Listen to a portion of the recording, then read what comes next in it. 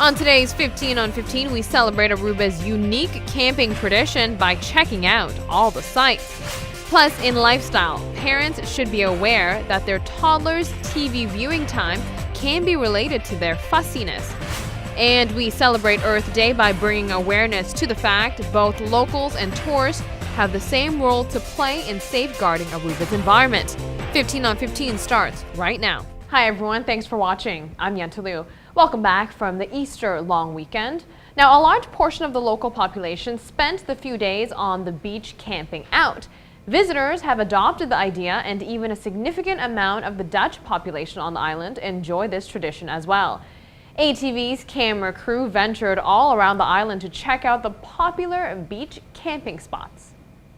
Lent is celebrated by many on Aruba, but the significance of the weekend for most during the Holy Week is beach camping. This tradition has been taking place for decades. Locals gather everywhere, whether it is Palm Beach, St. Nicholas, or the Linear Park.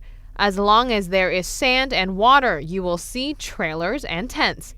Since children are off for Easter vacation, many employees ask for a week vacation during this time to maximize their camping trip.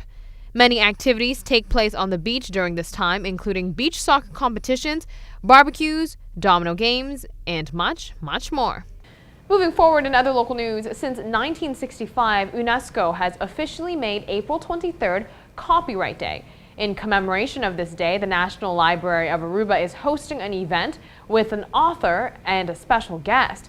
This author wrote a non-fiction book based on her experience at an explosive tragedy. Check it out. The book launch, scheduled for Wednesday night at the library, features the author and a special guest. Both speakers will address the dangers of legal and illegal explosives. Gunpowder House 1 year later. It relates, and it has been written by Marilyn Alcalá Wale, and it deals about, let's say, what happened in Curacao the 15th of December 2012, and 1 year later she has been interviewing, and she witnessed this explosion at this place in which 4 persons lost their lives. And by being there... Not only will the story be brought forward at International Copyright Day, furthermore, awareness will be brought to children and adults alike when playing with flammable material. By being there as a witness, due to the fact that the husband is he is a doctor, she was able to access the place, but exposing her life, let's say, threaten herself in order to do this. But due to this courageous activity, what she did, we can today read this book, share it with us in order for others to understand the magnitude of danger that people expose themselves while doing, let's say, what we call fireworks, whether it is legal or illegal. The copyright book launch event will be held at the library on Wednesday night starting at 7 p.m. The general public is invited. An expert on fireworks and explosives will also be present to instill a better knowledge on the dangers of them. And in celebration of Earth Day, we spoke to a general manager on the island who says tourists needs to be better educated on how to protect the island's environment. Here is a sneak peek. We work closely with a team that cleans out our ocean. We're doing it once a month. They're now doing it once a week, and they're removing double the amount of garbage that they were 2 years ago. I don't believe that our cruise passengers know what they're dropping on our beaches that's blowing into the ocean. And we have these trade winds. Everything blows into the ocean. And I know I swim in the ocean 3 days a week. We do long distance swimming, and even over the last 18 months, the amount of litter at the bottom has just grown and grown and grown. And this is a big problem. And we're going to kill our asset if we're not careful. Coming up later in the show, we'll have the full story with the GM on how much awareness is needed in order to better safeguard Aruba's natural resources and attractions. But first, don't go anywhere, because when we come back, we'll discuss how your toddler's fussiness could be blamed on the amount of television they watch. Also, we'll tell you how you can lose weight in your sleep. You won't want to miss that. And if you ever want to track down what your friends are doing, well, Facebook is now making that possible. All that and much more coming up, so stay with us.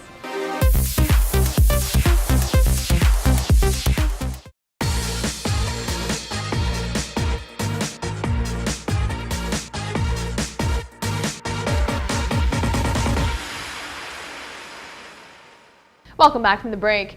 TV viewing may be linked to a baby's fussy behavior. Fussy toddlers, this includes 2 to 3-year-olds, tend to watch more TV and videos compared to kids who are less irritable. Here's the story. A new study conducted by the Journal of Pediatrics have found 2-year-olds who had more troubles calming down, soothing themselves, going to sleep, or waiting for foods or toys watched 9 minutes more TV a day than other little ones. This age group watched 2.3 hours of media a day. However, study authors have yet to discover whether toddlers watched more TV because they were fussy and parents used media as distraction, or too much viewing time got in the way of a child's ability to soothe him or herself when they are fussy. 9 minutes may seem like a small increase, but it has been proven that too much TV can lead to problems down the road. Other studies have shown excessive media watching before 2 or 3 is linked to language and learning problems. Experts say the best ways for kids to learn and spend playtime is to interact with other children. That is when they learn the most. Now, do you ever wish you could drop some pounds just by snoozing on the couch? Well, it turns out you can. All you have to do is be willing to sleep in a colder climate, temperature. By turning up your air conditioning while you sleep could help rev up your metabolism. For the study, groups of people in the United States were placed to sleep in either a 75-degree room or a 66-degree room. Researchers found that the colder sleepers burned more than 7% calories than the warm sleepers. This is likely because their bodies were working to raise their core body temperature to a stable 98.6 degrees. So in the case of Aruba, you'd have to be willing to pay a little more to Almar a month in order to try this theory out. In other lifestyle topics, if you are ever wondering where your friends are, you can use Facebook to track them down. Facebook has a new mobile feature called Nearby Friends. It tells you which Facebook friends are near your location. The feature is slowly being added in the social network's accounts. When you get it, it will appear under the 3-line button. Here's how it works. If you are trying to meet up with a friend, you can send him or her an exact pinpoint on a map of where you are. Don't be too freaked out. The feature is optional. To use it, you must turn it on. You can also control which groups of friends can see your location. Do keep in mind, if you are listed as under 18 on Facebook, you won't be able to use Nearby Friends. We will be right back. This is what we have coming up next. Today, April 22nd, is International Earth Day. In celebration of the holiday, we spoke to the general manager of the Radisson Hotel.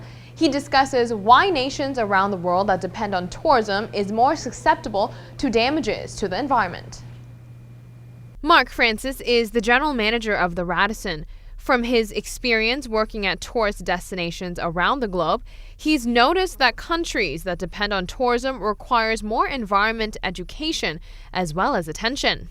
Yeah, I think Earth Day is really important. Our Prime Minister is on a big PR mission around the world at the moment to talk about sustainability and sustainable Aruba. That all links into Earth Day. I mean, it's a fundamental part of what we should be celebrating in terms of looking after our environment.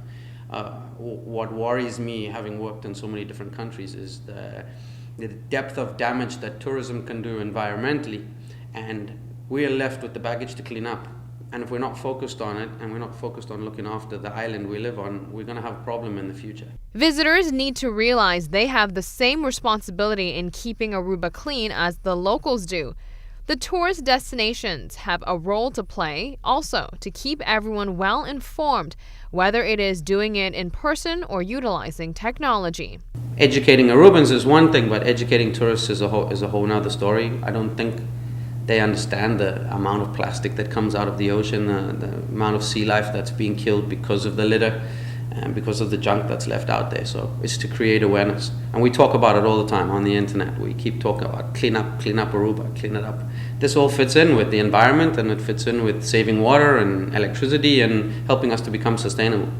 But, the million tourists a year need to know about it. Mark provides us with a few examples from around the world where lack of knowledge from tourists have negatively impacted a destination. At the end of the day, tourism profit cannot become more important than the environment. It's footfall, and it's a non-understanding from the tourist of the environment that they're going into. There's some examples, Pattaya in Thailand, which has been one of the most beautiful beaches in the world, but they host a full moon party there once a month, and 15,000 people absolutely have destroyed the island. Endangered species have died out. The ocean you can't swim in any longer. It's so full of litter and junk. It takes them 3 weeks to clean out the mess after every full moon party. But the tourist dollar has been more important than the environment. But something beautiful is going to be lost to the world very soon. There are a number of species in the Amazon that have been lost just by being touched by somebody with suntan lotion on, because they didn't realize the suntan lotion could kill the animal. These are the small things that tourists do naively, not understanding, that destroy our environment. In Aruba, I don't believe we're anywhere near that kind of level, but we need to watch it. And I think from the Radisson point of view, litter is the biggest problem. We will hear more from Mark this coming week, as he is the driving force behind the GM Challenge. He has been able to motivate his staff at the Radisson to lose more than 1,000 pounds put together. And before we go, drivers beware. Construction work is being done at the Tanki Lane roundabout and in downtown from the Middenweg Waterweg crossing up to Hendrikstraat. The reason for the downtown construction is part of the drainage and sewer system improvement. Both construction areas will be closed off to drivers. That is our show for today. Thanks for watching. We'll be back here with a brand new edition of 15 on 15 starting Wednesday night at 7:15 p.m. right here on channel 15 ATV. So we will see you then.